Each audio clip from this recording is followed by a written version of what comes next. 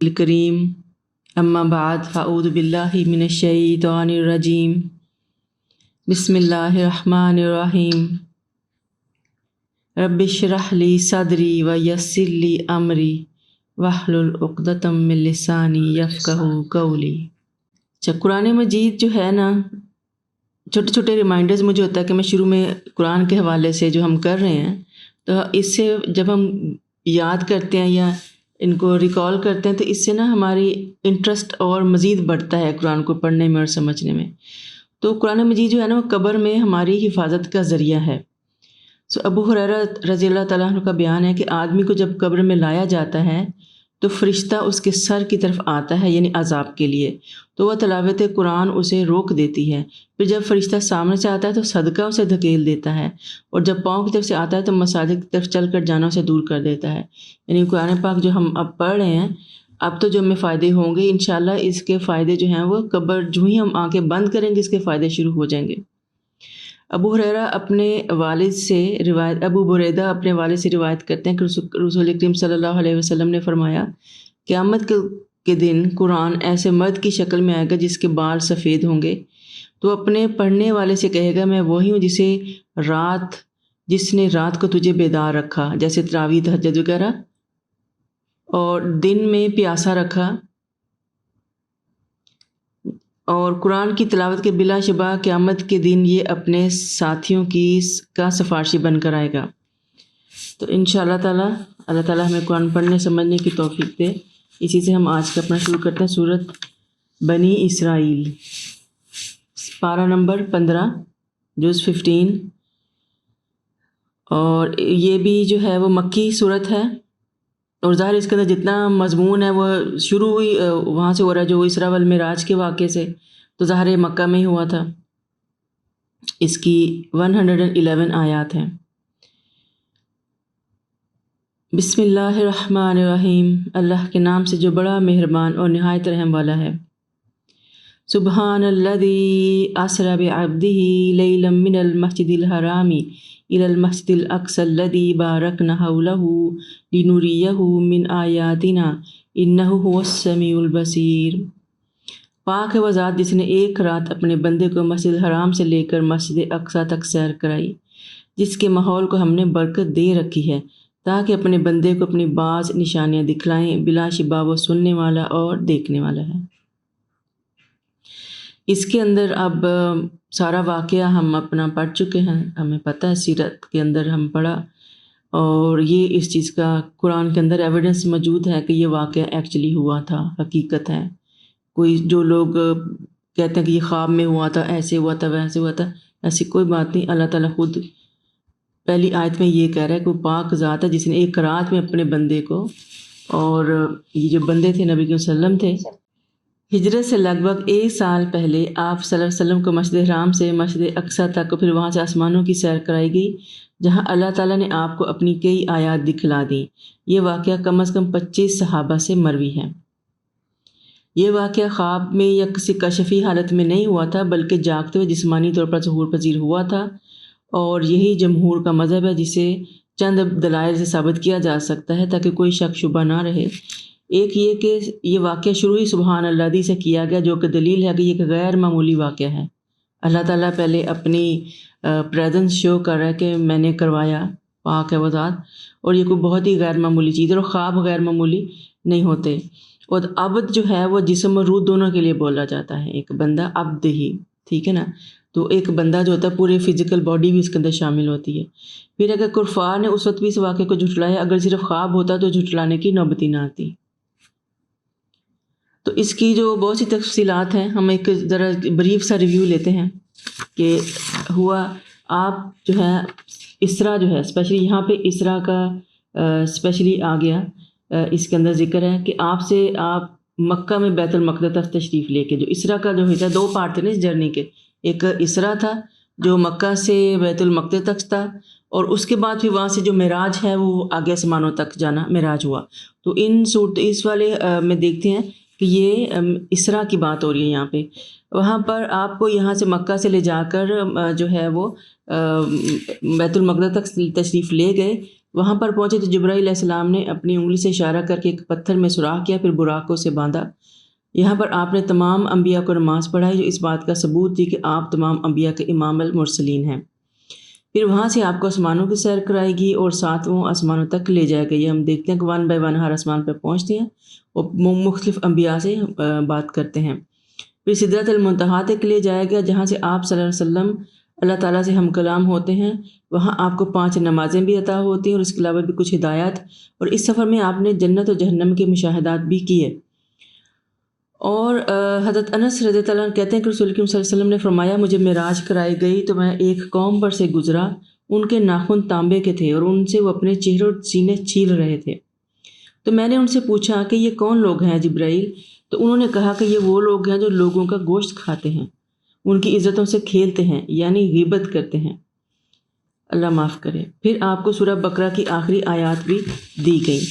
اور یہ کہ آپ کی امت میں سے ہر شخص کو بخش دیا جائے گا جو اللہ کے ساتھ کسی کو شریک نہ کرے اور تباہ کن گناہوں سے بچا رہے۔ اسی طرح معراج کی رات فرشتوں نے نبی اکرم صلی اللہ علیہ وسلم کہا کہ اپنی امت کو حجامہ کی تلقین کیجیے، کیونکہ یہ صحت حاصل کرنے کا بہترین حل ہے۔ اس طرح بہت سے انبیاء سے آپ کی ملاقات ہوئی۔ حضرت ابراہیم سے جب ملاقات ہوئی تو انہوں نے کہا کہ اے محمد، اپنی امت کو میری طرف سے سلام پیش کرنا۔ وعلیکم السلام۔ انہیں بتانا کہ جنت کی مٹی بہت پاکیزہ ہے، اس کا پانی میٹھا ہے اور ایک چٹیل میدان ہے۔ سبحان اللہ والحمد للہ ولا الہ الا اللہ واللہ اکبر کہنا وہاں درخت لگانا ہے،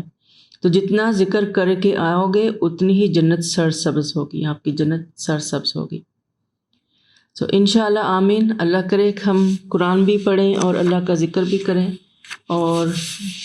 سرسبز جنتوں میں جائیں انشاءاللہ آمین۔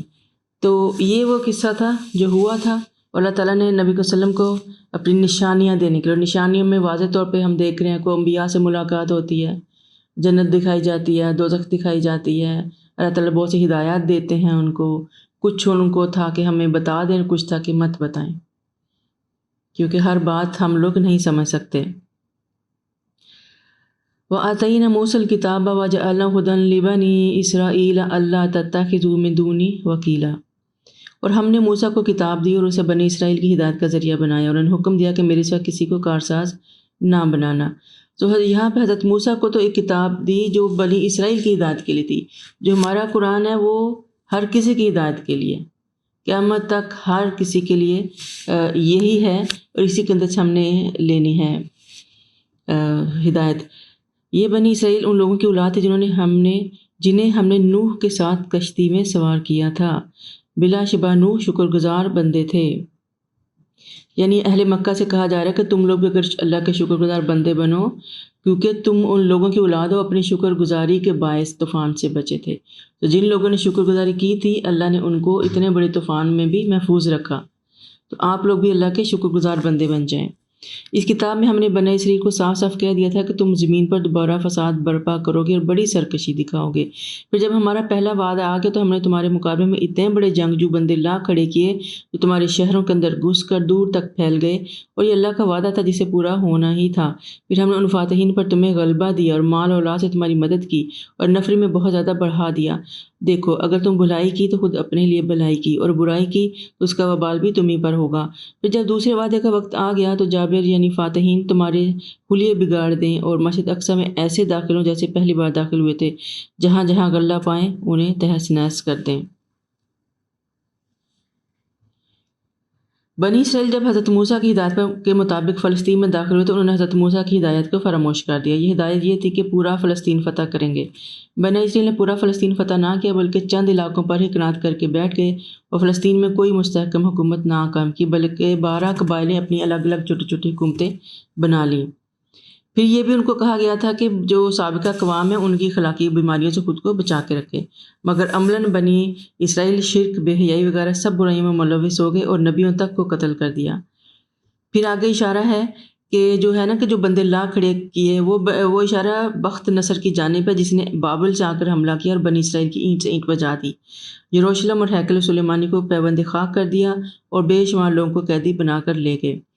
اور جو دوسرے وعدہ ہے وہ ہے کہ 7 ہجری میں رومی بادشاہ نے پورے علاقے کو فتح کر کے 1,23,000 آدمی مار دیے اور 67 1000 جو تھے ان کو غلام بنا لیا. یہ یہودیوں کو دوسری بڑی سزا ملی تھی. پھر ان لوگوں نے وہاں پہ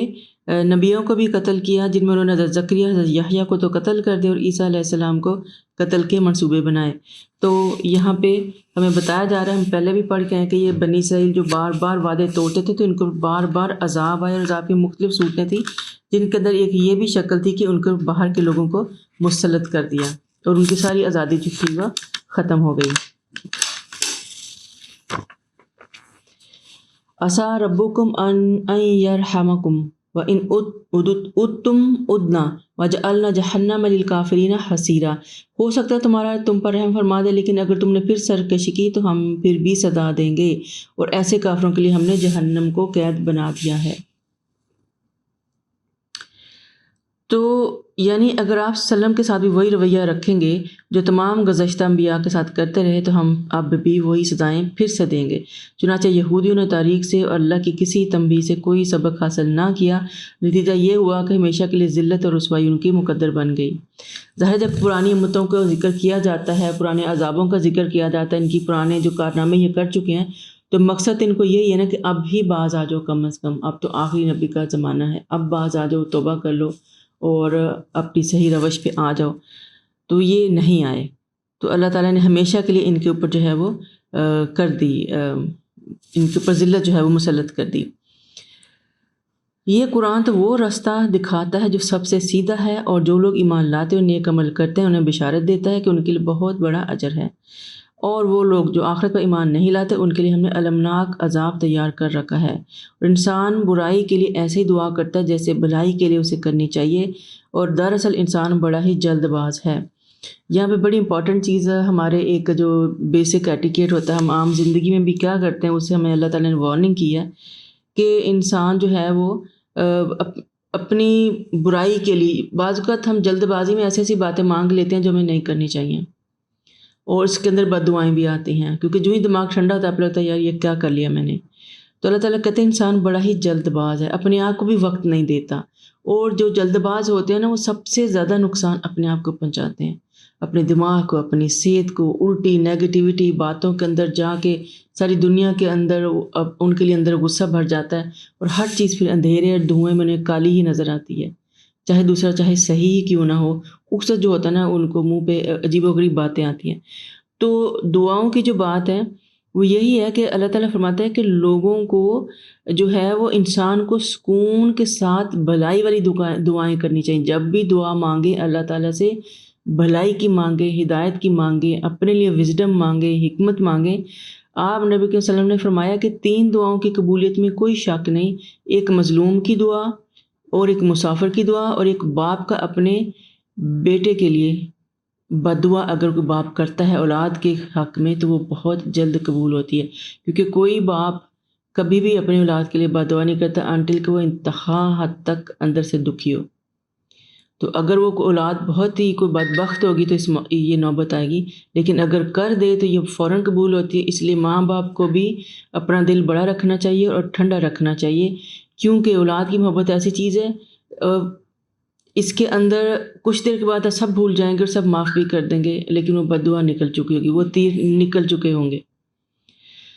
اور دوسرا بات آپ نے فرمایا کہ خیر ہی کی دعا کیا کرو، کیونکہ بے شک فرشتے تمہاری ہر بات پر آمین کہتے ہیں.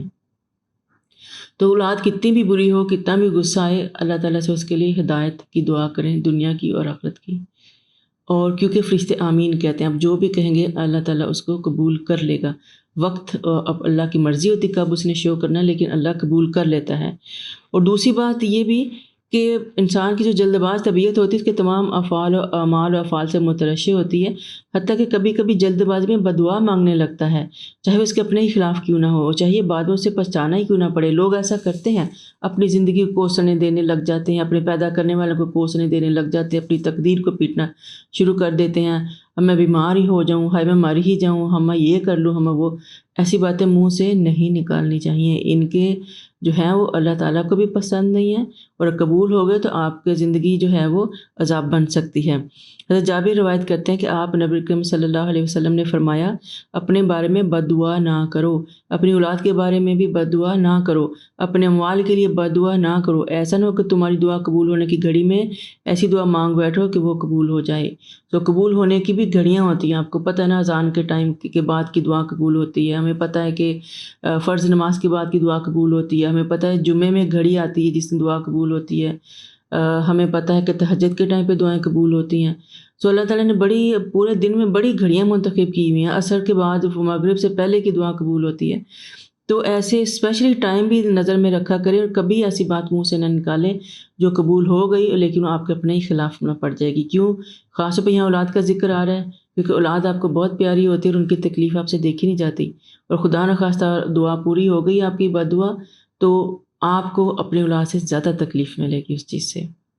پھر کتنی دعائیں کریں گے بعد میں۔ سو قبولیت کے وقت خاص طور پہ بد دعا بھی قبول ہو جاتی ہے اور اس سے ہمیں پرہیز کرنا چاہیے۔ وَجَعَلْنَا اللَّيْلَ وَالنَّهَارَ آيَتَيْنِ فَمَحَوْنَا آيَةَ اللَّيْلِ وَجَعَلْنَا آيَةَ النَّهَارِ مُبْصِرَةً لِتَبْتَغُوا فَضْلًا مِّن رَّبِّكُمْ وَلِتَعْلَمُوا عَدَدَ السِّنِينَ وَالْحِسَابَ وَكُلَّ شَيْءٍ فَصَّلْنَاهُ تَفْصِيلًا۔ اور دیکھو ہم نے رات اور دن کو دو نشانیاں بنائے، اور رات کی نشانی کو تاریک بنایا اور دن کی نشانی کو روشن، تاکہ تم اپنے رب کا فضل تلاش کر سکو، اور اس لیے بھی کہ تم ماہ و سال کی گنتی معلوم کر سکو، اور ہم نے ہر چیز کو تفصیلاً بیان کر دیا ہے۔ اور ظاہر رات اور دن کا ہم پڑھ رہے ہیں، اور اللہ تعالیٰ خود بھی بڑی خوبصورتی یہ کلام کی کہ اللہ تعالیٰ کو ضرورت نہیں ہے ہمیں ایکسپلین کرنے کی اپنی چیزوں کو، اپنی قدرتوں کو، لیکن اللہ ایکسپلین کر رہا ہے ہمارے چھوٹے چھوٹے دماغوں کی تسلی کے لیے۔ اللہ ایکسپلین کر رہا ہے کہ میں نے رات جو ہے وہ تاریک بنایا تاکہ سکون لیں، اور روشن دن بنایا تاکہ اپنے رب کا فضل تلاش کریں، یعنی اپنے جو دنیا داری ہے، جو رزق تلاش کرنا ہے، جو باقی معاملے سارے وہ روشنی میں کر سکیں آپ لوگ۔ پھر اللہ تعالیٰ فرماتا ہے کہ ہر انسان کا مال نامہ ہم نے اس کے گلے میں لٹکا رکھا ہے، طائرہ فی عنقہ وَنُخْرِجُ لَهُ يَوْمَ الْقِيَامَةِ كِتَابًا يَلْقَاهُ مَنشُورًا، اور جسے ہم قیامت کے دن ایک کتاب کی صورت میں نکالیں گے اور وہ اس کتاب کو کھلی ہوئی دیکھے گا۔ تو ہمارے گلوں میں ہمیں نظر نہیں آتے، لیکن اللہ تعالیٰ نے جو ہے وہ سیٹ کیا ہوا معاملہ کہ ہم جو بھی بول رہے ہیں، جو بھی کر رہے ہیں، آگے کے لیے پیچھے کے لیے جو سوچتے ہیں، ہر چیز لکھی جا رہی ہے۔ طائر یا طائرہ ایسے پرندے کو بھی کہتے ہیں جو شگون یا قسمت کو بھی کہتے ہیں، کیونکہ اہل عرب پرندوں سے شگون لیا کرتے تھے، اور مال نامہ کے معنی میں بھی لیا جاتا ہے، یعنی انسان کی قسمت خود اس کے اپنے مال ہی بناتے ہیں، ہم جو کر رہے ہیں وہی ہماری قسمت بناتی ہے۔ اور اس کا دوسرا معنی یہ بھی کیا گیا کہ انسان کا مال نامہ اس کے ساتھ ہی چپکا رہتا ہے، اور اس کا ہر عمل جو ہے وہ ریکارڈ ہو رہا ہے، محفوظ ہو رہا ہے، اور ہمارے سامنے قیامت الدن ایک مکمل کھلی ہوئی کتاب کی شکل میں پیش کر دیا جائے گا۔ اور ہم کہیں گے اپنی کتاب پڑھ لے، آج تو اپنا حساب کو کافی ہے، یعنی جو بھی اعمال نامہ آپ کا ہے وہ آپ خود ہی پڑھ کے سناؤ، ہمیں ضرورت ہی نہیں اللہ تعالیٰ کو بتانے کی۔ اور جس شخص نے ہدایت قبول کی تو فائدہ اسی کو ہے، اور اگر گمراہ ہوا تو اس کا بار بھی اسی پر ہے۔ اور جو کہ گناہ کا بوجھ اٹھانے والا دوسرے کا بوجھ نہیں اٹھائے گا، اور ہم اس وقت عذاب نہیں دیا کرتے جب تک اپنا رسول نہ بھیج لیں۔ سو یہاں پہ ایک بات تو کلیئر ہوگی کہ ہر بندے نے اپنا بوجھ خود اٹھانا ہے، اپنی نیکیاں اپنے لیے، اپنے گناہ اپنے لیے۔ ایک دوسرے کے اوپر کہنا کہ اس کی نیکی سے مجھے فائدہ پہنچے، یہ اللہ ہی بہتر جانتا ہے پہنچے گا کہ نہیں، ہمیں اپنا حساب تب خود کرنا ہے۔ گزشتہ نسلوں میں اگر کوئی ہماری فیملی میں کوئی نیک آدمی گزرا ہے تو اس کے اپنے اعمال تھے، اگر ہم اس کی نیکی کو فالو کرتے ہیں تو اسے بھی اجر ملے گا، ہمیں بھی ملے گا۔ لیکن اگر ہم نے صرف ایک تمغہ سجانے کے لیے بولتے رہے کہ ہم فلانے سلسلے کے لوگ ہیں یا فلانی نسل سے ہیں یا ہمارے اس کی نسل سے ہیں، تو اس کا ہمیں کوئی فائدہ نہیں ملے گا، اور نہ ہی ہم اپنے ہمیں اپنا بوجھ خود ہی اٹھانا ہے، اور اللہ تعالیٰ سے اپنے معاملے خود ہی بھگتانے ہیں۔ ہم کسی کو ذمہ داری بھی نہیں دے سکیں گے، نہ کسی کی نیکی سے ہمیں فائدہ پہنچے گا، اور نہ کسی کے اپنے جو ہیں گناہ کسی کے اوپر لا دیں گے۔ وہ تو ہم بار بار پڑھ چکے ہیں کہ شیطان بھی ذمہ داری نہیں لے گا تو باقی لوگ کیا لیں گے؟ نہ معاشرہ لے گا، نہ ہمارے بزرگ لیں گے جن کی الٹی سیدھی باتوں پہ ہم اپنا سارا دین بیس کیے بیٹھے ہیں۔ اور جب ہم کسی بستی کی ہلاکت کا ارادہ کر لیتے ہیں تو وہاں کے عیش پرستوں کو حکم دیتے ہیں تو اس میں بد کرداریاں کرنے لگتے ہیں، پھر اس بستی پر عذاب کی بات صادق آ جاتی ہے تو ہم اسے برباد کر دیتے ہیں۔ نوح کے بعد ہم نے کتنی قومیں ہلاک کی، اور آپ کا رب اپنے بندوں کے گناہوں سے خبردار رہنے اور دیکھنے کو کافی ہے۔ سو یہ بھی پتہ چلا کہ کسی بھی قوم کی جو تباہی اور فساد کی جو بنیاد ہوتی ہے عام طور پر وہاں کے جو شرفا یا ایلیٹ کلاس ہے وہی ہوتی ہے، کیونکہ جو اندھا دھند پیسہ ہوتا ہے نا وہ بہت ساری خرابیاں پیدا کر دیتا ہے انسان کے اندر، اور بہت سے ناجائز کو انسان جائز کر لیتا ہے اور اپنی من مانی زندگی گزارنا چاہتا ہے۔ تو یہاں سے جو ہے پھر یہی عمرہ کا جو طبقہ ہے یہ انبیاء کی بھی مخالفت کرتا ہے، اور غریب و کمزور لوگ تو ان کی اقتدار میں ان کے لیے وہ ایک ہاریوں کا کام کرتے ہیں۔ تو اللہ تعالیٰ کہتا ہے کہ پھر ان لوگوں کو ہم چھوڑ دیتے ہیں، بد کرداریاں کرنے لگتے ہیں، پھر اتنا کرتے ہیں کہ قوم کے اوپر پھر عذاب کی ایک وجہ بن جاتی ہے۔ اور اللہ تعالیٰ کہتا ہے کہ میں نوح کے بعد ہم نے کتنی قوموں کو ہلاک کیا۔ آپ کو پتہ ہے نوح کے بعد پورے ایک نئی دنیا نئے سرے سے تیار ہوئی تھی، اس کے بعد پھر سے نبیوں کا سلسلہ شروع ہوا تھا۔ من کان یرید العاجلۃ عجلنا له فیہا ما نشاء لمن نرید ثم جعلنا له جہنم یصلاھا مذموما مدحورا۔ جو شخص دنیا چاہتا ہے تو ہم جس شخص کو دینا چاہیں دنیا میں ہی دے دیتے ہیں، اور پھر ہم نے جہنم اس کے مقدر کر دیا جس میں بدحال اور دھتکارا ہوا داخل ہوگا۔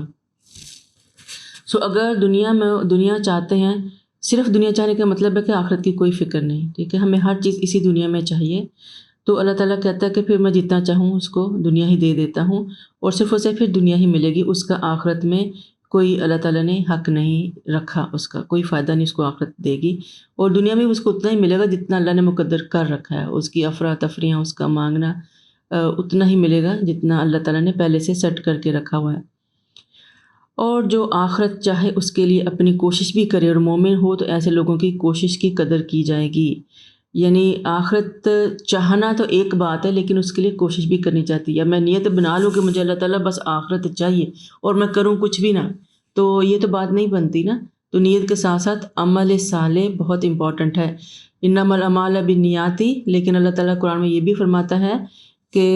ہر انسان کے لیے وہی ہے جس کی اس نے کوشش کی، تو ارادے کے ساتھ ساتھ اس کے لیے ایفرٹ کرنا بھی بہت ضروری ہے، اور اگر آپ مومن بھی ہیں تو پھر اللہ تعالیٰ جو ہے ایسے لوگوں کی کوشش کی قدر ضرور کرے گا۔ اور ہم ہر طرح کے لوگوں کی مدد کرتے ہیں، یہ ہوں یا وہ ہوں، اور یہ آپ کے رب کا عطیہ ہے، اور آپ کے رب کا عطیہ کسی پر بند نہیں ہوا۔ اب دیکھ لیں، ہم لوگ پوری دنیا کو دیکھ لیں، وہ کون ہیں، کیسے ہیں، امیر ہیں، غریب ہیں، گورے ہیں، کالے ہیں، اللہ کو مانتے ہیں، نہیں مانتے، شرک کر رہے ہیں، سب کچھ کر رہے ہیں۔ مسلمان ہو کے اللہ کو لوگ نہیں مانتے، سچ سے ماننا چاہیے۔ تو اللہ تعالیٰ کہتا ہے کہ اللہ نے اپنا عطیہ، اپنی جو ہے وہ رحمتیں، فضیلتیں کسی کو بند تو نہیں کی، تو جو اچھے ہیں ان کے لیے انعام ہوتا ہے، اور جو برے ہوتے ہیں ان کے لیے آزمائش ہو جاتی ہے، اور ان کے لیے اللہ تعالیٰ ڈھیل کی شکل میں دیا جاتا ہے۔ تو یہ فضیلت جو ہوتی ہے اللہ تعالیٰ کی، جو کہہ رہے ہیں میری فضیلت ہے،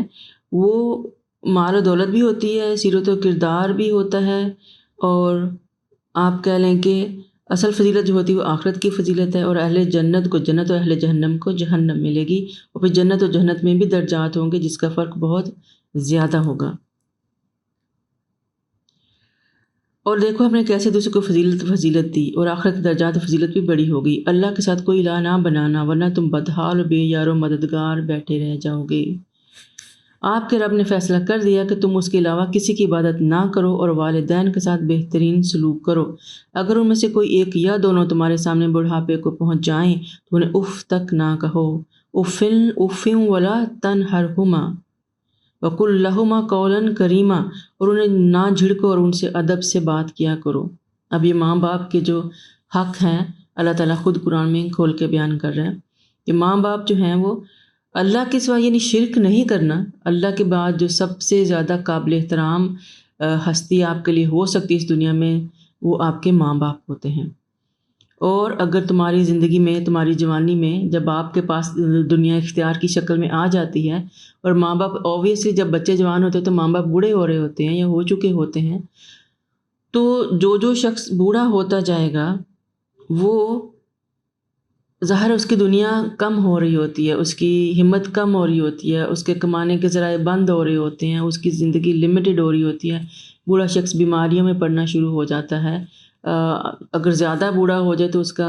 دماغ پہ بھی اثر ہو سکتے ہیں، بھولنے کی بیماریاں لگ جاتی ہیں، 100 بیماریاں لگ جاتی ہیں، تو انسان آہستہ آہستہ ڈپینڈنٹ ہونا شروع ہو جاتا ہے اسی اولاد کے لیے جس کو اپنے ہاتھوں سے اس نے پالا پوسا ہوتا ہے۔ تو اللہ تعالیٰ کہہ رہا ہے کہ ایسی حالت میں ماں باپ چڑچڑے بھی، بڑھاپے میں چڑچڑے بھی ہو جاتے ہیں، اور اپنے مزاج بھی بعض اوقات تیز ہو جاتے ہیں، ان کے برداشت کم ہونی شروع ہو جاتی ہے۔ یہ ایک نیچرل پروسیس ہے جس میں سے ہر انسان نے گزرنا ہے۔ آج آپ کے ماں باپ ہیں، کل آپ نے وہاں پہ ہونا ہے۔ جہاں پہ کل ہمارے ماں باپ تھے، آج ہم وہاں پہ جا رہے ہیں، اور ہماری اولادیں جوان ہو رہی ہیں، اور انشاءاللہ تعالیٰ آگے جب یہ ہیں، کل کو چند سالوں بعد یہ ہماری جگہ پہ کھڑے ہوں گے۔ تو یہ ایک پروسیس ہے، انسان کو یاد رکھنا چاہیے کہ ہم اگر آج طاقت میں ہیں تو انہی ماں باپ کی بدولت، جنہوں نے ہمیں انگلی پڑھ کے چلنا سکھایا، اپنی زندگی کے بہترین ایام ہماری پرورش کرنے میں، ہمیں پالنے میں، ہمیں بڑا کرنے میں لگائے، خود کم کھایا، ہم کو کھلایا، پڑھائیوں پہ لگایا۔ تو اللہ تعالیٰ کہتے ہیں کہ اپنے ماں باپ کو لڑنا، جھگڑنا، ڈانٹنا، بدتمیزی تو بہت دور کی بات ہے، آپ انہیں اف بھی نہیں کہہ سکتے۔ ان کی کسی بات پہ اف کہنے کی اجازت نہیں ہے اولاد کو۔ اور اللہ تعالیٰ کہ جب میں یہ آیتیں پڑھتی ہوں نا، تو میں سوچتی ہوں، میں بھی تو ظاہر اپنے ماں باپ کی اولاد تھی، بہت سوچتی ہوں کہ شاید میں نے کبھی، لیکن اللہ تعالیٰ کا لاکھ لاکھ شکر ہے، مجھے اپنی زندگی میں بھولے سے بھی کبھی ایک مومنٹ نہیں ملتی جس میں میں نے اپنے ماں باپ کو کبھی آگے سے اف بھی کہا ہو۔ باقی چیزیں تو بہت دور کی بات، بیونڈ مائی سوچ ہے۔ مجھے صرف یہ ہوتا تھا یس، بس ہر کام میں یس۔ ان کی خوشی میں ہم خوش تھے، الحمدللہ۔ اللہ کا شکر ہے کہ یہ چیزیں تو ہمیں اللہ تعالیٰ نے، دین کی سمجھ تو وقت کے ساتھ ہی آتی ہے الحمدللہ، لیکن بچپن میں بھی کبھی ماں باپ کے ساتھ اس طرح کا رویہ نہیں کیا کہ انہیں تنگ کیا ہو، الحمدللہ۔ اور ان کو جھڑکو بھی نہیں، اور ادب سے بات کرو، یعنی اف بھی نہیں کہنا، جھڑکنا بھی نہیں، ادب سے بات کرنا ہے، چاہے وہ غلط ہی کیوں نہ ہو، اس وقت سن لو اور اس کے بعد ادب سے بات کرو اور اپنی بات سمجھانے کی کوشش کریں۔ ایسی سچویشنز آتی ہیں جہاں ماں باپ سم ٹائم آپ کی بات نہیں سمجھ پاتے، اور ان پر رحم کرتے ہوئے انکساری سے ان کے آگے جھکے رہو اور ان کے لیے دعا کیا کرو۔ ماں باپ کے لیے جس طرح ساری عمر ماں باپ ہر حال میں اپنی اولاد کی دعائیں کرتے ہیں، اولاد کا بھی بنتا اپنے ماں باپ کے لیے دعا کرے، ان کی صحت کے لیے، ان کی لمبی عمر کے لیے، ان کی آخرت کے لیے اللہ تعالیٰ سے دعا کرتی رہنی چاہیے۔ جو دنیا سے چلے گئے ہیں ان کی مغفرت کے لیے دعا کرتے رہنا چاہیے، اور انکساری سے ان کے آگے جھکے رہو۔ اور کیا کہو، دعا کیا ہے؟ وَقُلْ رَبِّ ارْحَمْهُمَا كَمَا رَبَّيَانِي صَغِيرًا، اے رب ان پر رحم فرما جیسا تو نے بچپنے میں انہوں نے مجھے پالا۔ یعنی آج حالات پلٹ گئے ہیں، آج وہ اس جگہ پہ آ رہے ہیں جہاں پہ کل ہم تھے، کل ہمیں ان کی ضرورت تھی، آج انہیں ہماری ضرورت ہے۔ تو اپنے ماں باپ کے لیے دعا کریں، یہ دعا زندگی میں بھی ان کو لگتی ہے، اور جب وہ اگر خدا نہ خواستہ اللہ کی رضا سے دنیا سے جا چکے ہیں جن کے ماں باپ، ان کو وہاں پر بھی لگتی ہے، اس کا فائدہ ان کو ملتا ہے۔ تو با ادب جو ہوتی ہے اولاد، کہتے ہیں نا با ادب با نصیب، بے ادب بے نصیب۔ جو بے ادب ہوتے ہیں نا، ان کی زندگی میں سوائے چڑچڑ اور سوائے بدگمانی اور سوائے نیگیٹیوٹی اور سوائے ان ہیپینس کے کچھ ہاتھ نہیں آتا۔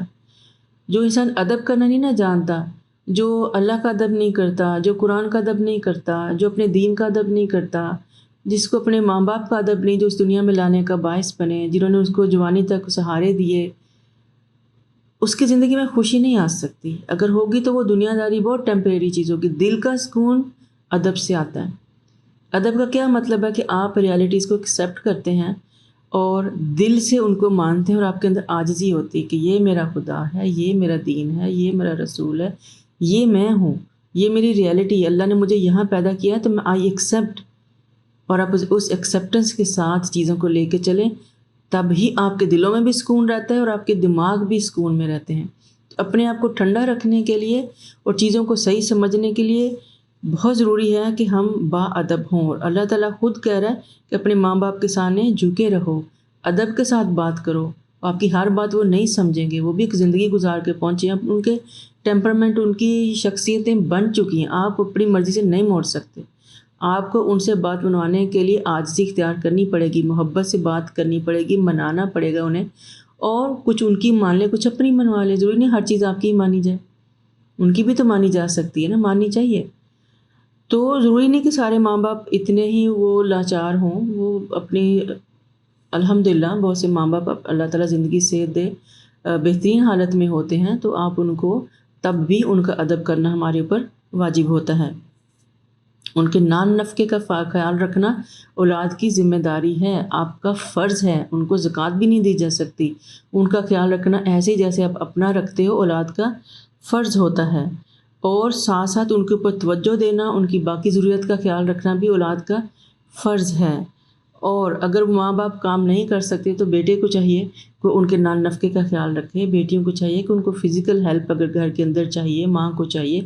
کریں۔ اور اگر ماں باپ جو اولاد ہے وہ خود ماشاءاللہ کما رہے ہیں تو سرونٹس رکھ کے دیں ماں باپ کو، وہ بوڑھے ہو گئے، انہیں ضرورت ہے ہر قسم کی ہیلپ کی۔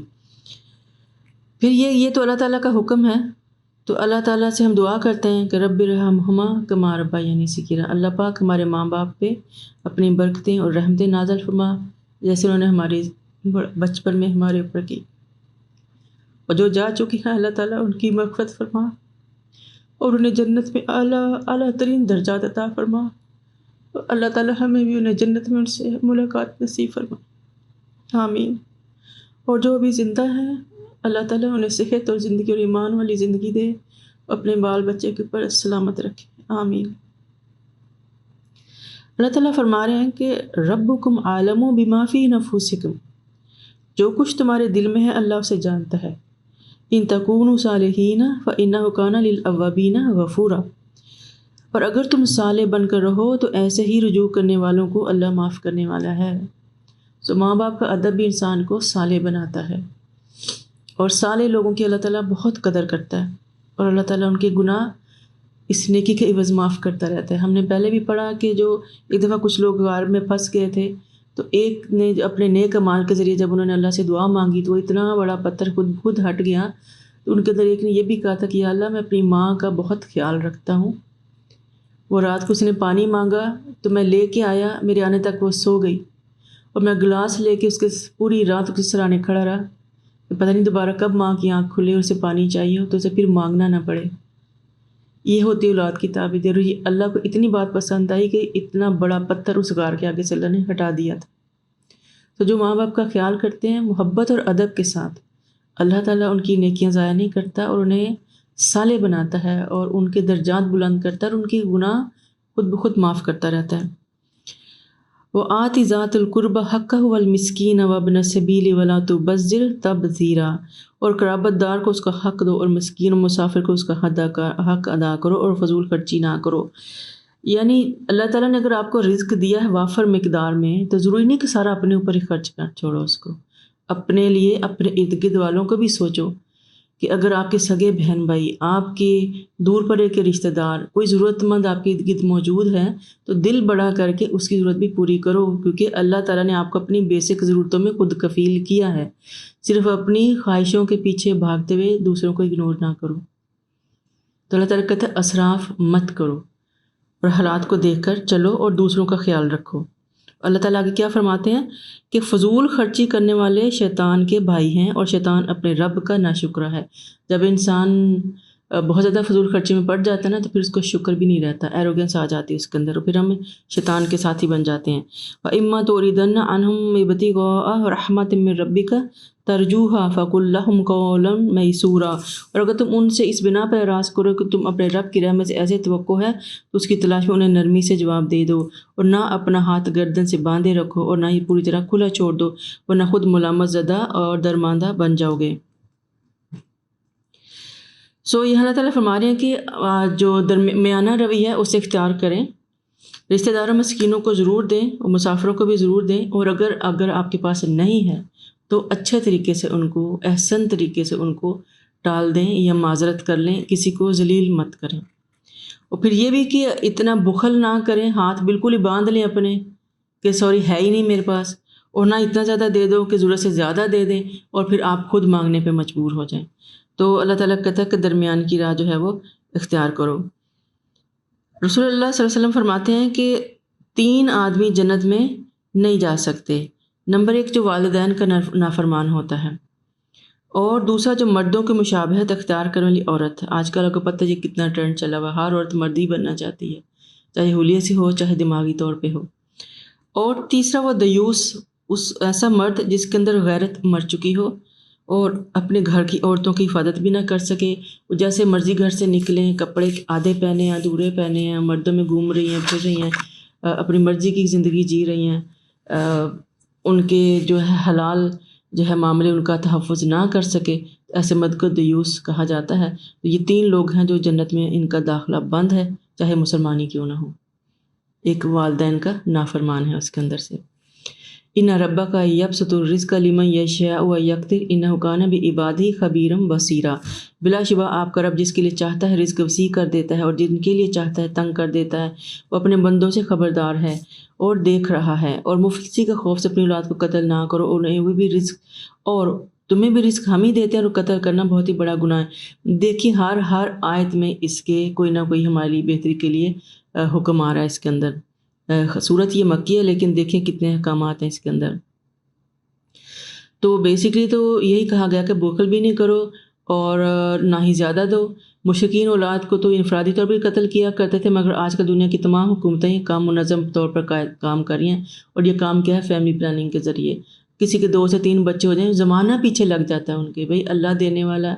انہوں نے پالنا ہے۔ آپ ان کی مدد کر سکتے ہیں، کر دینا، نہیں کر سکتے نہ کرو۔ ان کو ٹونٹ کر کے کہ ان کی نظروں میں کیوں شرمندہ کر دیتے ہیں؟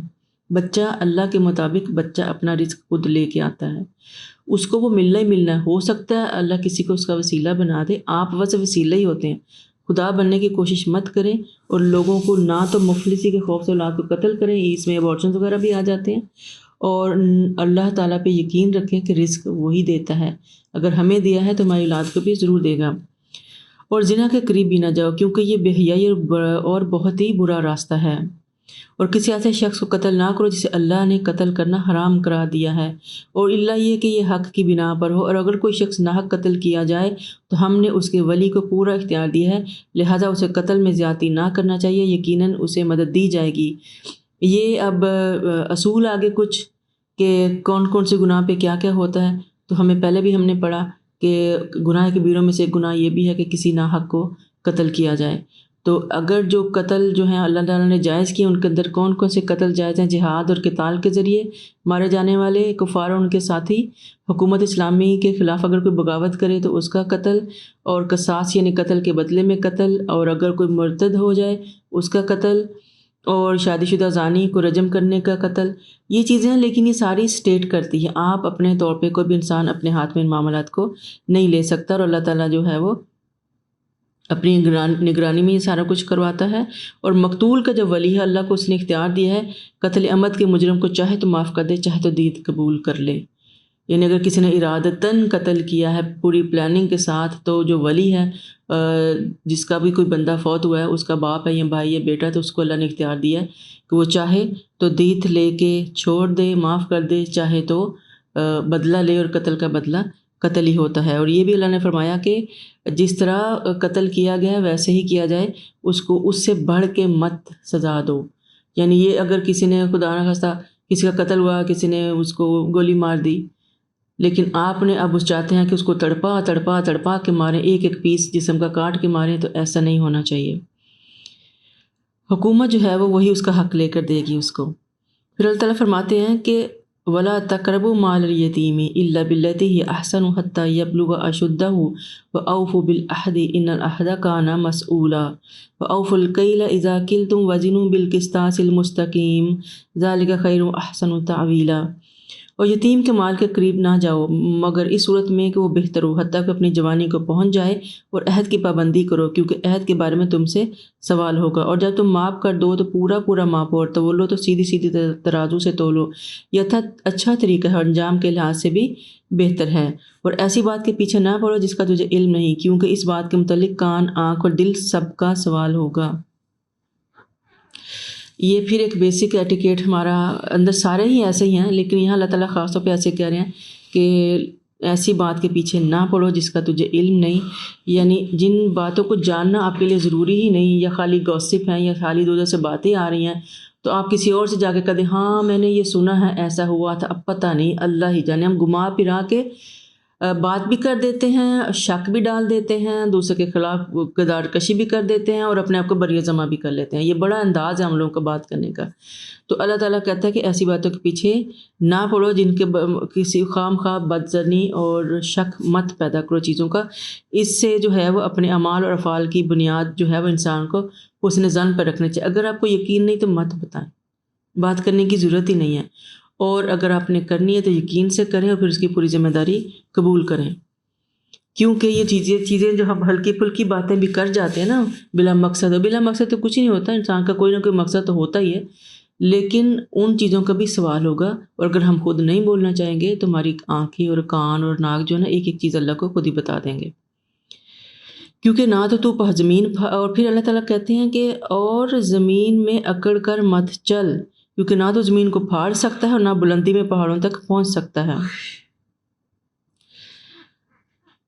یہ سب کام ایسے جن کی قباحت آپ کے رب کے ہاں ناپسندیدہ ہے، کیونکہ اللہ تعالیٰ کو تکبر والے لوگ پسند نہیں ہیں۔ اگر اللہ نے آپ کو کوئی بھی چیز وافر مقدار میں دے دی ہے، وہ آپ کی بیوٹی بھی ہو سکتی ہے، آپ کی صحت ہو سکتی ہے، آپ کی انٹیلیجنس ہو سکتی ہے، آپ کی شہرت ہو سکتی ہے، آپ کی دولت ہو سکتی ہے، اولاد ہو سکتی ہے، واٹ ایور، اللہ نے آپ کو دنیا سے بہت بہتر دے دیا، تو اس کا مطلب یہ نہیں کہ آپ کی گردن اکڑ جائے اور آپ زمین پہ زور زور سے پاؤں مار کے چلیں۔ جب عورتیں اتنی بڑی بڑی ہیل پہن کے ٹک ٹک کر کے چلتی نا، مجھے اللہ تعالیٰ سے بڑا ڈر لگتا ہے، اور یہ آیت بہت یاد آتی ہے۔ وہ ساری چیز کا مقصد ہی کیا ہوتا ہے کہ آپ جو ہے نا ایک انداز کے ساتھ جو ہے نا ایروگنس کے ساتھ چل سکیں۔ تو اللہ تعالیٰ سے ڈرنا چاہیے، کیونکہ اللہ تعالیٰ کیا کہہ رہا ہے کہ تم کتنا بھی اکڑ کر چل لو گے، زمین تو پھاڑ نہیں سکتے، اور نہ ہی تمہاری اکڑ تمہیں آسمان کی بلندیوں تک لے جائے گی یا پہاڑوں پر چڑھا دے گی۔ اسی زمین پہ رہنا ہے تو زمین کے بن کے رہو، مٹی سے بنے ہو، اور اپنا خمیر جو ہے اس کو کبھی نہیں بھولنا چاہیے۔ اور ایسے کام ہیں جو اللہ تعالیٰ کو سخت ناپسند ہیں۔ اور اس کے بعد آتا ہے کہ یہ وہ حکمت کی باتیں ہیں جو آپ کے رب نے آپ کی طرف وحی کی ہیں، اور اللہ کے ساتھ کوئی دوسرا الہ نہ بنانا، ولا ملامت زدہ دودھکارے وہ جہنم میں ڈالے جاؤ گے۔ اوپر دیکھیں جب سے سورج شروع ہوئی ہے، یہ ہماری 139 آیت ہے، اور اس کے اندر ایک کے بعد کمانڈس ہیں، ایک کے بعد یہ نہیں کرنا، وہ نہیں کرنا، یہ نہیں کرنا، وہ نہیں کرنا، اور ساری کی ساری باتیں ہمارے معاشرے سے تعلق رکھتی ہیں، جس میں ہم لوگوں کے ساتھ ڈیل کرتے ہیں اور کس طرح کا ہم اپنا اخلاق شو کرتے ہیں۔ اور یہ جو ہے نا کہ آپ ایروگنس نہ شو کریں، اس کے اندر یہ بھی آتا ہے کہ انسان جو اپنے کپڑے زمین پر گھسیٹتا ہوا چلے گا یا گالیں پھلا کر باتیں کرے گا، تو اس میں دوسروں کے لیے ذلت کے پہلو نکلتے ہیں، بلکہ میانہ روی کی صورت اختیار کرنی چاہیے۔ جو آج کل ہم لوگوں کو شوق ہے نا لمبے لمبے ٹیلز والے ڈریسز پہنے کا، جو پیچھے سے گھسیٹتے ہوئے جاتے ہیں 6 میٹر 9 میٹر،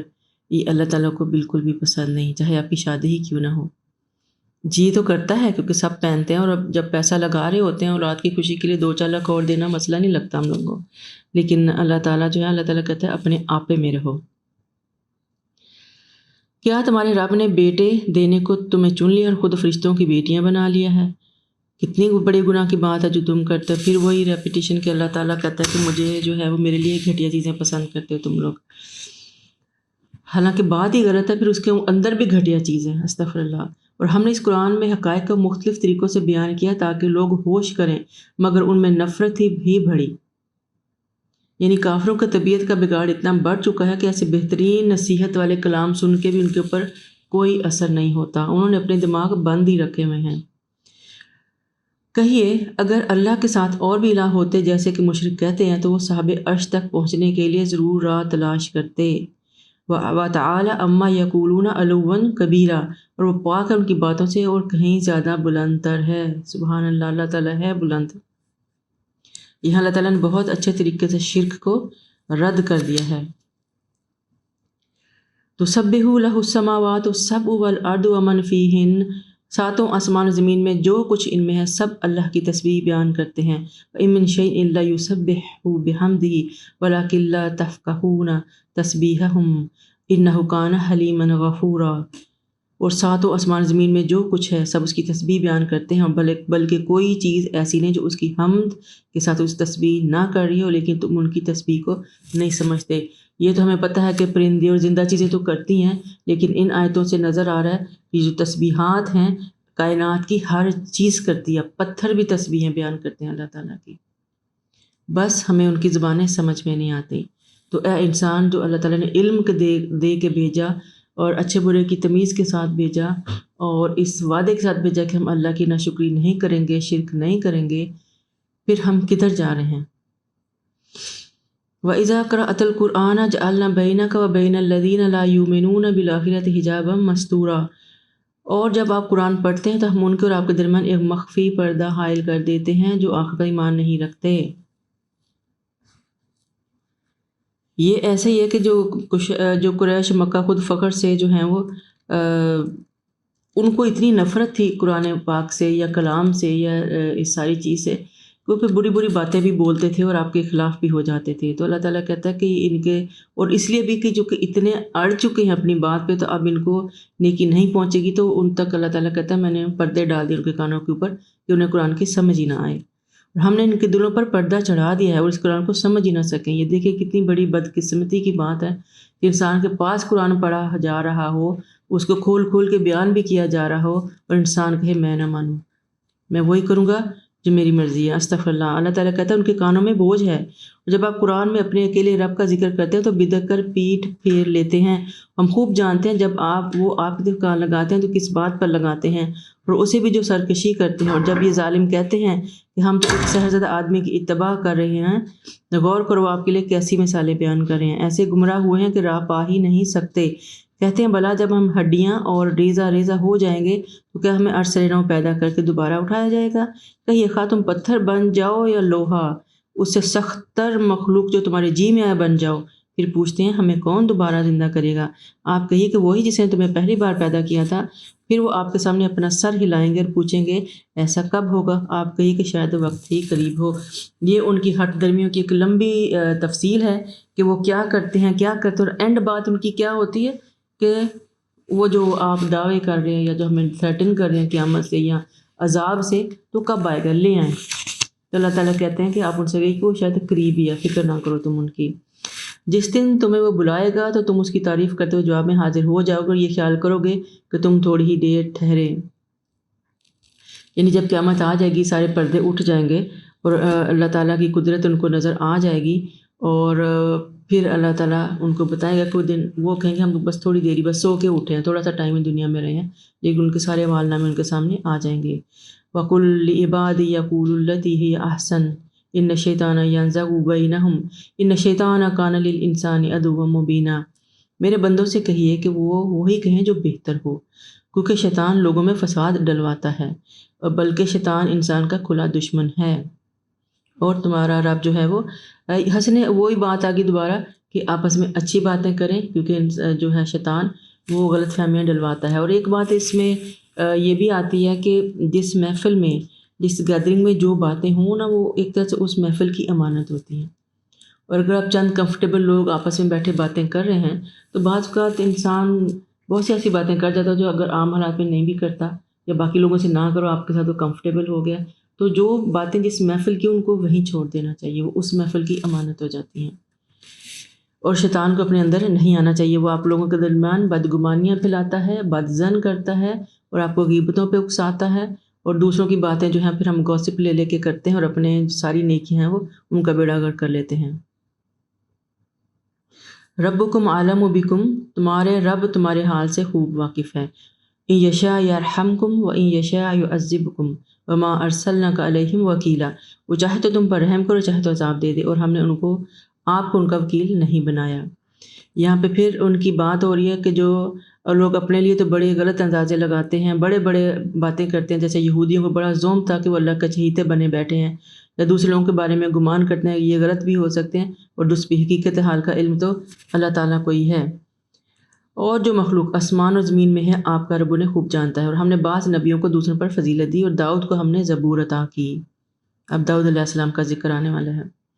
وَلِدُوا الَّذِينَ زَعَمْتُمْ، کہیے کہ اللہ کو چھوڑ کر جنہیں تم پکارتے وہ تم سے تکلیف نہ ہٹا سکتے ہیں اور نہ ہی بدل سکتے ہیں۔ جنہیں یہ لوگ پکارتے ہیں وہ تو خود اپنے رب کی طرف وسیلہ تلاش کرتے ہیں۔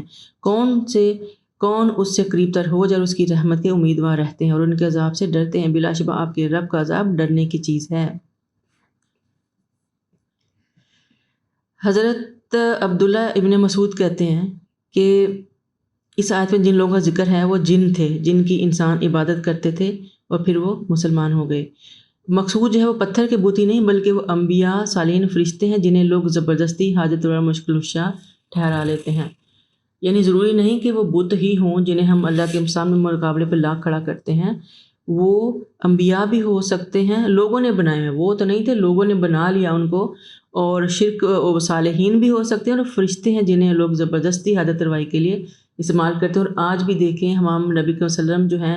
اللہ تعالیٰ کے خود قرآن میں بار بار آ رہا ہے کہ وہ اللہ کے بندے اور اللہ کے نبی تھے، ایک خاص کام کے لیے آئے تھے دنیا میں، اللہ تعالیٰ نے ان سے بہترین طریقے سے وہ کام لیا، اللہ تعالیٰ نے ان کو واپس بلا لیا، وہ ایک بشر تھے، مرد تھے، لیکن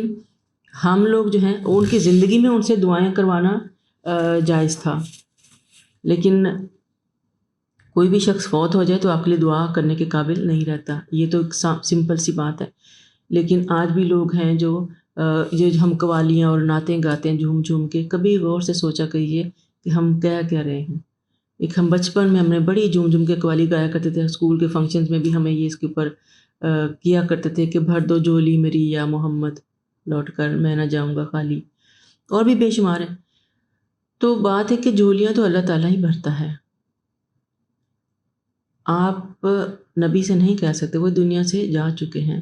تو ہم اس طرح غلو میں جا کے اپنی محبت میں یا بے دھیانی میں ہم ایسی باتیں کر جاتے ہیں جو ہمیں شرک تک لے جاتی ہیں۔ تو اس میں نبی کے وسلم کا تو کوئی قصور نہیں ہے، قصور تو سارا ہمارا ہے، ہم اپنی مت ماری جاتی جب ہم ایسی باتیں کرتے ہیں۔ پھر نعتوں کی محفلیں منعقد کی جاتی ہیں، گھروں میں میلاد کرائے جاتے ہیں جن کی کوئی وہ نہیں ہے، اتھینٹسٹی ہے ہی نہیں، وہ طریقہ سنت میں ہے ہی نہیں۔ تو پھر بتائیں ایسی نیکیاں ہمیں کیا دیں گی؟ اور وسیلہ تلاش کرنے کے سے مراد نیک اعمال کا وسیلہ پکڑنا ہے، جیسے ہم بار بار پیچھے پڑھتے آ رہے ہیں، جیسے اے ایمان والو اللہ سے ڈرتے رہو اور اس کے حضور باریابی کے لیے وسیلہ تلاش کرو اور اس کی راہ میں جہاد کرو تاکہ تم کامیاب ہو سکو۔ اور یہ جو وسیلے ہیں لوگ جو جاہل لوگ وہ یہ سمجھتے ہیں کہ فوت شدہ بزرگوں کی نظر نیاز ماننا ہے، ان کی قبروں پر غلاف چڑھانا ہے یا میلے ٹھیلے کا انتظام کرنا ہے، ان کا اسلام کے ساتھ کوئی تعلق نہیں ہے۔ یہ ایسی بات ہے جیسے ہم جو ہیں وہ فرمائشی موزے دیکھنے کے لیے ہم بلا وجہ ہی ایک انسان کو، ہم لوگوں کی فطرت بن گئی کہ ہم ایسی چیزیں دیکھنا کرنا چاہتے ہیں جن کا شاید عام زندگی میں ساتھ کوئی تعلق ہی نہیں ہے۔ ہمیں مافوق الفطرت اور صوفی ازم اور روحانی اور ماورائی چیزیں بہت انسپائر کرتے ہیں، خود بخود ایک روایتیں پڑھ پڑھ کے امپریس ہوتے رہتے ہیں۔ اور جس بندے نے نیکی کی، ساری عمر پہ لگائی، جہاد کیا، اسلام کے لیے کوشش کی، اسلام پھیلایا، وہ تو اپنی نیکیاں کر کے چلا گیا، ہم نے اس کو اپنا الہ بنا لیا، اللہ کے سامنے الہ کھڑا کیا۔ ہمارے وسیلے ہمارے نیک اعمال ہوتے ہیں، یہ بار بار ہم پڑھتے آ رہے ہیں، اپنے ہی نیک عمل کو ابھی قرآن پڑھ کے اٹھیں گے، اسی کو وسیلہ بنائیں، دعائیں مانگے جتنی مانگنی ہے، یہ بہترین ٹائم ہے۔ نماز پڑھ کے اٹھیں، اپنا کوئی عمل آپ کو اچھا لگا، آپ کو لگتا ہے کہ اپنی نیکی کی نیت سے کرا، تو اللہ تعالیٰ سے کہیں اللہ اگر تجھے نیکی پسند ہے تو اس کے صدقے میری یہ حاجت روائی کر دے۔ تو اللہ تعالیٰ جو ہے وہ ایسے وسیلے قبول کرتا ہے، ہمارے ہی اعمال جو ہیں وہ۔ اور اگر کوئی زندہ شخص آپ کے پاس موجود ہے، اسپیشلی آپ کے ماں باپ، تو ان کے ہاتھ پکڑیں، چومیں، ماتھا چومیں، ان سے کہیں پلیز میرے لیے دعا کریں، وہ بہترین ہے، اس سے بہتر، اس سے زیادہ پرخلوص دعا آپ کے لیے کون کرے گا؟ آپ کے ماں باپ سے بڑھ کے آپ کے لیے کون دعا کرے گا؟ ان سے زیادہ بے غرض رشتہ اس دنیا میں ہے ہی نہیں، کوئی نہیں ہے سوائے ماں باپ کے، جن کے اندر کوئی غرض نہیں ہوتی، اور اگر غرض بھی ہوگی تو آپ کی بہتری ہوگی اس غرض کے اندر۔ تو ہمیں اللہ تعالیٰ کرے کہ ہمارا جو ہے ایمان مضبوط رہے۔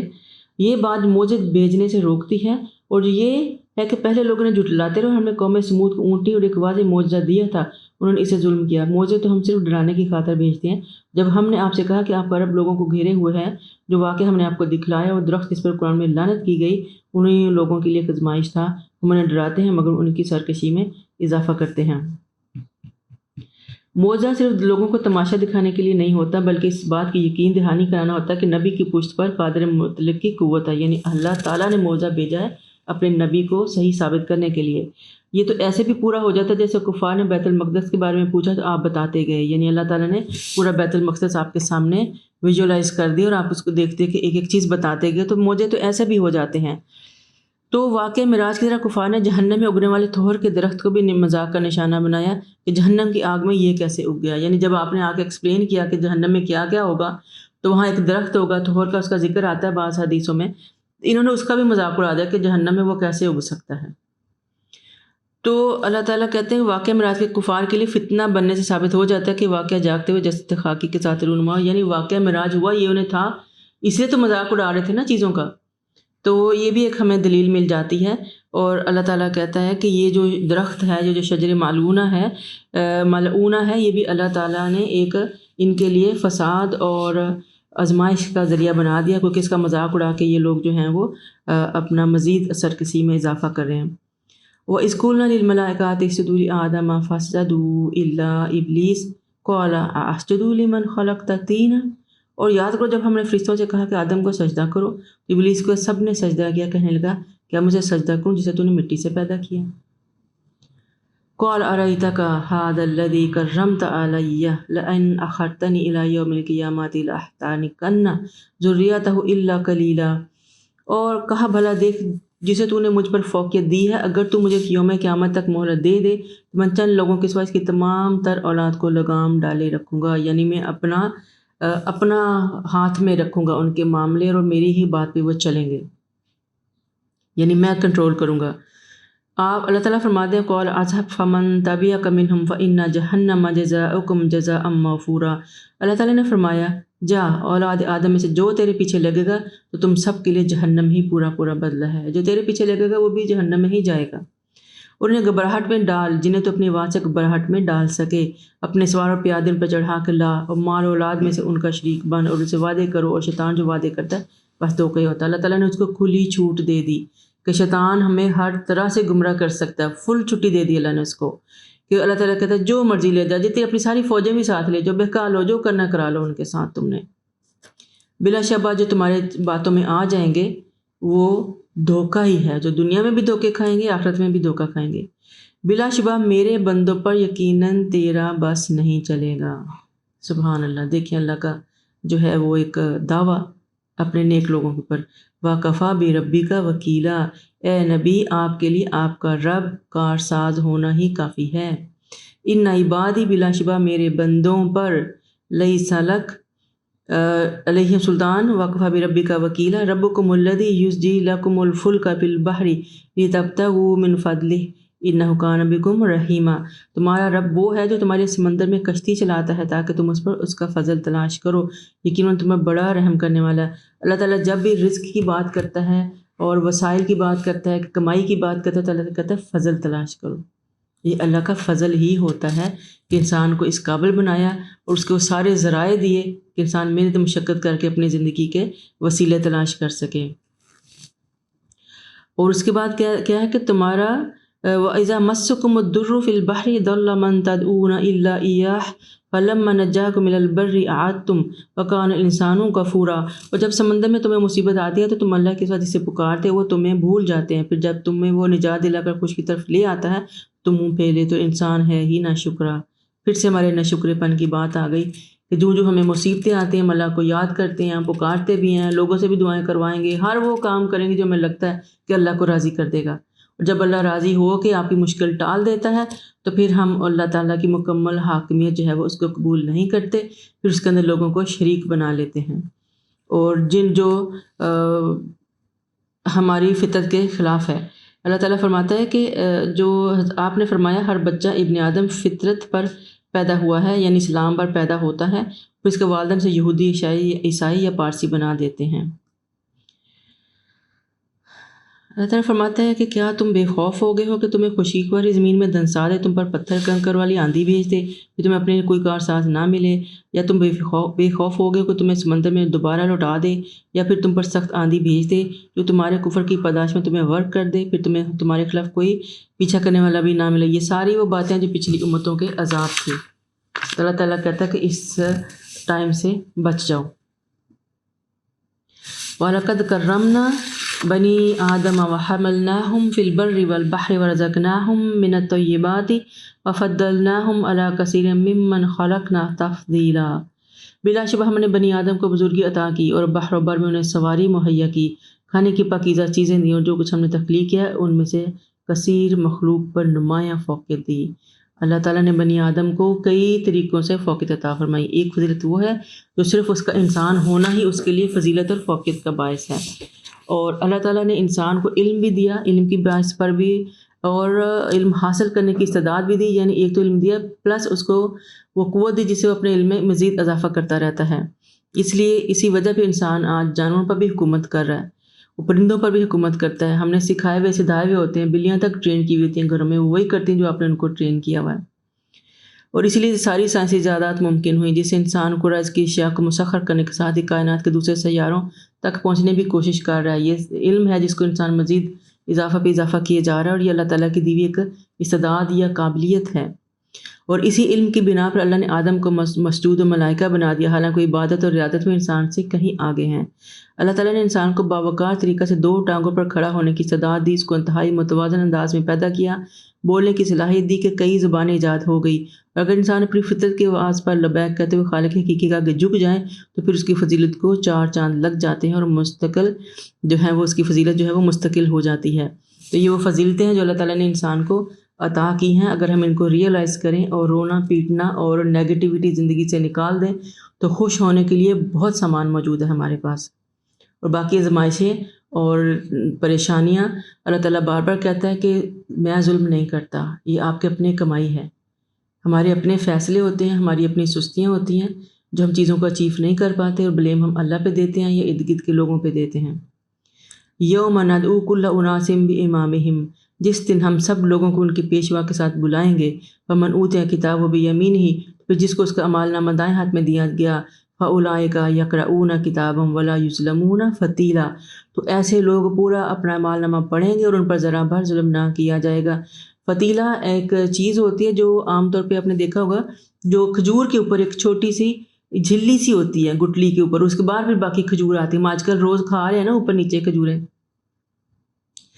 تو وہ جو چیز ہے فتیلہ، یعنی اللہ تعالیٰ کہتے ہیں کہ دھاگے برابر بھی اتنی غیر مرئی سی چیز ہے، اللہ تعالیٰ کہتے ہیں اس کے برابر بھی ظلم نہیں ہوگا، یہ اللہ کا وعدہ ہے۔ وَإِن كَادُوا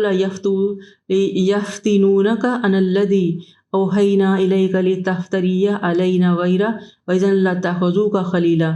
اور ہم نے آپ سے وحی کیا، قریب تھا کہ یہ کافر آپ کو اس کے بھٹکا دیتے تاکہ آپ وحی کے علاوہ کچھ اور ہم پر افترا کریں، ایسے وہ تمہیں اپنا دوست بنا لیتے، اگر ہم آپ کو ثابت قدم نہ رکھتے تو قریب تھا کہ آپ ان کی طرف کچھ جھک جاتے۔ اس وقت ہم آپ کو زندگی میں میں بھی دگنی سزا دینے اور مرنے کے بعد بھی سزا مل جاتی، پھر بھی ہمارا مقابلے پر آپ کو کوئی مددگار بھی نہ پاتے۔ یہ باتیں جو ہیں وہ ظاہر قرآن نبی پر اترا تو باتیں انہی سے ہو رہی ہیں اور ڈائریکٹ وہی مخاطب ہیں، لیکن اصل میں یہ ہم سب کے لیے ہے اور اس وقت کے کفار کے لیے تھا۔ تو یہ کہتے تھے کہ پوری طرح جب کفار ہر طرح کوشش کرتے ہیں آپ وسلم جو ہے وہ راستہ چھوڑ دیں، ہم نے پڑھا سیرت میں کہ انہوں نے آپ کے آگے سفارشیں رکھیں، لالچ دیے، حکومتوں کے لالچ دیے، عورتوں کے لالچ دیے، سردار بنانے کا لالچ دیا، پھر آپ کو دھمکیاں بھی دی، ہر طرح سے کوشش کی، پھر آپس میں معاملات طے کرتے رہے کہ آپ یہ کر لیں ہم آپ کر لیں، اپنا اپنا دین لے کے چلتے ہیں، آپ ہمیں برا نہ کہیں ہم آپ کو نہیں کہتے، ہر طرح سے ان کی کوشش تھی۔ تو اللہ تعالیٰ کہتے ہیں کہ بس ایک آپ لوگ جو ہیں کفار نبی کے سے کہتے ہیں بس آپ ہمارے بتوں کو برا بھلا مت کہیں، باقی آپ جو کہیں گے ہمیں منظور ہے۔ تو اللہ تعالیٰ یہاں کہتا ہے کہ ایسی بات جو ہے وہ اسلام کی کہ آپ اسلام کی تبلیغ نہیں چھوڑ سکتے، اتنی ان کی باتوں سے کہیں اگر آپ لین ہو جاتے ان کی طرف، ان کی کسی بات پہ کمپرومائز پہ آ جاتے کہ ٹھیک ہے ہم ایک ماڈریٹ جو آج کل کی ٹرم بنی ہوئی اسلام کو لے آتے ہیں، تو اللہ تعالیٰ کہتا ہے کہ یہ پھر سارا زندگی میں بھی سزا کے باعث ہوتا ہے اور آخرت میں بھی۔ تو اللہ تعالیٰ کی یہ بھی ایک بہت بڑی رحمت اور بہت بڑی جو ہے وہ فضل ہے کہ اللہ تعالیٰ نے ایسا ہونا نہیں دیا، اسلام خالص ہے اور اپنی مکمل شکل میں آج بھی ہمارے پاس موجود ہے۔ اور قریب تھا کہ یہ لوگ آپ کی سرزمین یعنی مکہ سے دل برداشتہ کر کے یہاں سے نکال دیں، اور ایسی صورت میں آپ کے بعد بھی یہاں پر زیادہ دیر نہ ٹھہر سکیں گے۔ ہم نے آپ سے پہلے جو رسول بھیجے تو ہمارا یہی طریقہ رہا کہ ہمارے اس قانون میں آپ تفاوت نہیں کر پائیں گے۔ آپ زوال شمس سے لے کر رات کے اندھیرے تک صلاۃ قائم کیجیے، فجر کے وقت قرآن پڑھیے، کیونکہ فجر کے وقت قرآن پڑھنا مشہود ہے، یعنی حاضر کیا جاتا ہے، یعنی فرشتے جو ہوتے ہیں وہ صلاۃ فجر میں حاضر ہوتے ہیں۔ ابو ہریرہ فرماتے ہیں کہ آپ صلی اللہ علیہ وسلم نے فرمایا کہ نماز باجماعت کے اکیلے پڑھنے سے 25 گنا زیادہ فضیلت رکھتی ہے، اور صبح کی نماز کے وقت رات اور دن کے فرشتے اکٹھے ہو جاتے ہیں۔ تو طلوع فجر سے پہلے نصف شب والی ادا کی جو نماز ہے وہ نفل نماز ہے، اور وہ کیا ہے؟ تہجد، اس کا آگے ذکر آ رہا ہے وَمِنَ اللَّيْلِ فَتَہَجَّدْ بِهِ نَافِلَةً لَكَ عَسَىٰ أَن يَبْعَثَكَ رَبُّكَ مَقَامًا مَحْمُودًا وَقُلْ رَبِّ ادْخِلْنِي مُدْخَلَ صِدْقٍ وَأَخْرِجْنِي مُخْرَجَ صِدْقٍ وَاجْعَل لِّي مِن لَّدُنكَ سُلْطَانًا نَصِيرًا۔ اور رات کو تہجد ادا کیجیے، یہ آپ کے لیے زائد ہے، ممکن ہے کہ آپ کا رب آپ کو مقام محمود پر فائز کر دے، اور دعا کیجیے میرے رب جہاں بھی تو مجھے لے جائے سچائی کے ساتھ لے جا، اور جہاں سے نکالے تو سچائی کے ساتھ نکال، اور اپنے ہاتھ سے اقتدار کو میرا مددگار بنا دے۔ اب یہاں پہ فضیلت آ گئی رات کی نمازوں کی، جس کے اندر زوال شمس سے رات تک کے اندھیرے تک میں ظہر، عصر، مغرب آ جاتی ہے اور عشاء کی نمازیں مراد ہے، جبکہ قرآن جو ہے فجر کے ٹائم پہ پڑھنے کی مراد ہے کہ فجر کے جو نماز ہے اس کے اندر جو ہے وہ لمبی صورتیں پڑھنی چاہیے، ان جنرل لمبی صورتیں پڑھنی چاہیے۔ تو جتنی بھی، اول تو انسان کو یاد کرنی چاہیے تھوڑی بہت، لیکن جتنی بھی آپ کے پاس یاد ہوئی ہوئی ہیں اس کے اندر سے جو لمبی والی ہیں وہ فجر میں پڑھنے کی کوشش کریں، کیونکہ اس وقت جو ہے وہ فرشتے حاضر ہوتے ہیں اور آپ کی وہ گواہیاں بھی اکٹھی کر رہے ہوتے ہیں اور آمین بھی کہہ رہے ہوتے ہیں۔ اور یہ کہ یہ اللہ تعالیٰ کے پسندیدہ ترین عمل ہے کہ فجر میں اسپیشلی لمبی قرات کی جائے، یعنی قرآن پڑھا جائے دل کے ساتھ۔ اور آپ وسلم جو ہے وہ ان کا کیا معمول تھا کہ جمعہ کے دن فجر کی نماز میں آپ پہلی رکعت میں سجدہ، سورۃ سجدہ پڑھا کرتے تھے، اور دوسری رکعت میں سورۃ وہ پڑھتے تھے، کیا نام، الدہر، اس کو آئی تھنک انسان بھی ہے اس کا نام، یہ پڑھتے تھے، یعنی اس سائز کی صورتیں آپ صلی اللہ علیہ وسلم پڑھتے تھے۔ اور فجر کے وقت فرشتوں کی حاضری ہوتی ہے، رات اور دن کے فرشتے فجر کی نماز میں اکٹھے ہوتے ہیں، اس وقت قرآن پڑھنے کی عادت ڈالنی چاہیے، کیونکہ قرآن پڑھنے کی بھی جو عادتیں ہوتی ہیں نا، سب سے اچھا کہ آپ صبح میں ایک دفعہ قرآن تھوڑا بہت سے دل سے تلاوت کر کے ضرور پڑھا کریں، اور بلند آواز سے پڑھیں تو اور بھی اچھی بات ہے۔ اچھا، اب آگے بات اس میں تہجد کا ذکر ہے۔ یہ نبی کو وسلم کے لیے اللہ تعالیٰ نے واجب کر دی تھی، اب لیکن یہاں پہ ڈائریکٹ حکم آ رہا ہے ان کے لیے نا، آپ تہجد ادا کیجئے، یہ آپ کے لیے زائد ہے، یعنی فرض نمازوں کے علاوہ جو اللہ تعالیٰ کی پسندیدہ ترین جو نماز ہے وہ یہی ہے، یہ زائد ہے، یہ ایکسٹرا ہے، نفل اسی کو کہتے ہیں۔ اچھا، یہ اس کا کیا ہے کہ آج کل ہم بہت سے سوال جواب کرتے ہیں، تو یہ کہ یہ کسی عشاء کے بعد سے لے کے فجر کی نماز سے پہلے کسی وقت بھی پڑھی جا سکتی ہے، اور رات کے درمیانے حصہ میں پڑھ لیں یا سحر کے وقت پڑھیں، ان سب کو قیام اللیل کہا جاتا ہے اور سب ہی کا اجر ہے۔ لیکن نبی کریم صلی اللہ علیہ وسلم جو ہیں ان کا طریقہ جو تھا وہ رات کے آخری حصہ میں نماز پڑھنے کا تھا، پچھلے رات، جس کو سحر کا وقت بھی کہتے ہیں، اور پھر یہی تہجد ہوتی ہے، کیونکہ تہجد کا مطلب ہوتا ہے نیند توڑ کر اٹھنا۔ جو نماز نیند توڑ کر اٹھ کر پڑھی جائے وہ تہجد کہلاتی ہے۔ ساری رات کی نمازوں میں کسی وقت کی نماز کو بھی تہجد کہا جا سکتا ہے۔ اگر آپ کو دوبارہ اٹھنا مشکل لگتا ہے تو عشاء کے ساتھ کچھ زائد نفل تہجد یا قیام اللیل کی نیت سے پڑھ لیں، آپ کی تہجد ہو جائے گی۔ تو یہ بھی طریقہ ہے کہ جس کو جو سوٹ کرتا ہے، اپنے اپنے حالات کے مطابق انسان کر لے، اور شروع تو کرے، پھر اللہ تعالیٰ دیکھیں کیسے آپ کو وہاں تک لے جاتا ہے جہاں پہ اس کا مکمل فضل ہو جاتا ہے، کیونکہ فرض نمازوں کے بعد یہ بڑی فضیلت والی نماز ہے، خاص طور پر اس میں ہمیں دعائیں قبول بھی ہوتی ہیں۔ نماز تراویح نفل نماز پڑھیں گے، یہ نماز تراویح جو ہے وہ ایک نفل نماز ہے، یہ بھی زائد ہے، ایکسٹرا ہے، پڑھیں گے تو ثواب ملے گا، انشاءاللہ ضرور ملے گا۔ جو رمضان کی راتوں میں ایمان اور ثواب کی نیت سے قیام کرے گا اس کے پچھلے سارے گناہ معاف کر دیے جاتے ہیں۔ تراویح کا بہت اجر ہے، اس کو ہلکا نہیں لینا چاہیے، لیکن تراویح ضروری نہیں کہ فوراً عشاء کے بعد پڑھیں، اگر آپ کے پاس ٹائم نہیں تو ادھر ٹھہر کے پڑھ لیں، کوئی مسئلہ نہیں ہے اس کے اندر۔ تراویح مسجد نماز کے ساتھ عشاء کے ساتھ پڑھنے کا مزہ یہ ہوتا ہے کہ اگر کوئی آپ کو سنانے والا قرآن مل جائے تو پھر آپ کا قرآن جو سننے کا مزہ ہے وہ تو پھر جماعت کے ساتھ ہی آتا ہے۔